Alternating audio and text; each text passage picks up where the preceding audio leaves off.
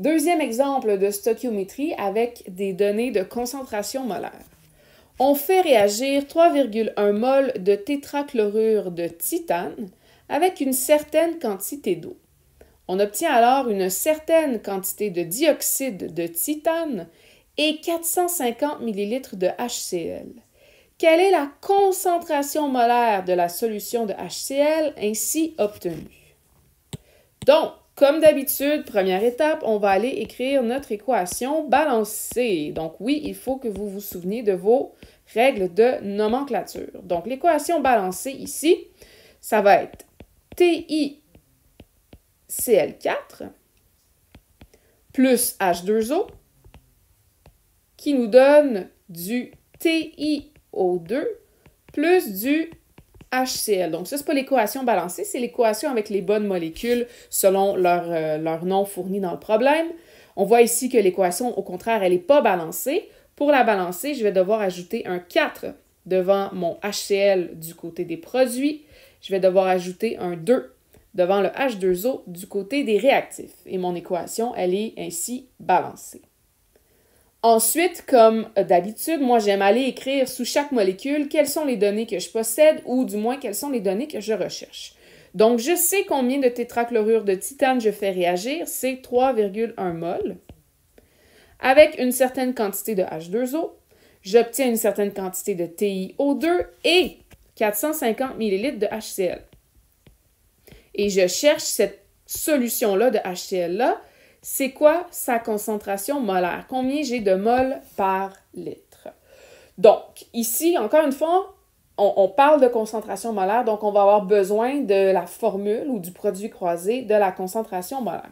Donc, deuxième étape, on va regarder notre rapport stoichiométrique. Je vous rappelle que le rapport stoichio doit toujours se faire entre la molécule pour laquelle vous avez une donnée et la molécule pour laquelle vous cherchez une donnée. Donc ici, il n'y a rien qui concerne le H2O ou le TiO2, donc le rapport stoichio va se faire entre seulement le TiCl4 et le HCl. Et pour faire la première partie du rapport, on regarde les coefficients placés devant ces molécules-là. Ici, c'est un rapport de 1 pour 4. Donc, 1 TiCl4 ou 1 mol de TiCl4 va toujours produire 4 mol de HCl. Dans mon exemple ici, j'ai fait réagir 3,1 mol de TiCl4. Combien de mol de HCl ai-je obtenu à la fin? Donc, produit croisé, on va faire 4 multiplié par 3,1 divisé par 1 et ça va vous donner 12,4 mol de HCl. C'est la quantité de HCl en tant que mol que vous obtenez à la fin. Ce nombre de mols-là, vous savez qu'il est présent dans un volume de 400 ml, puisqu'on vous dit que le volume obtenu à la fin, c'est un volume de 450 ml. Donc, troisième étape, pour trouver la concentration molaire, encore une fois, soit on y va par produit croisé, ou soit on y va avec la formule. Donc, si je m'essaye avec le produit croisé en premier, je sais que j'ai 12,4 mol de HCl dans un volume de 450 ml qui en réalité est 0,45 litres.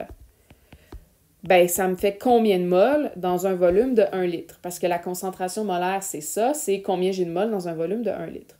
Donc, on fait le produit croisé, on va faire 1 multiplié par 12,4 divisé par 0,45 et ça va vous donner une concentration molaire de 27,56. On peut aussi aller avec la formule. Donc, formule C est égale à N sur V. Je cherche le C. J'ai le N qui est de 12,4.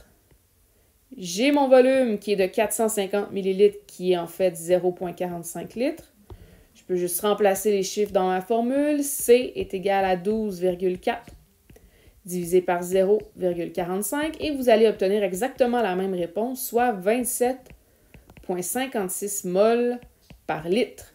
Donc, la réponse finale à votre problème, la concentration molaire du HCl obtenu suite à la réaction chimique est de 27,56 mol par litre.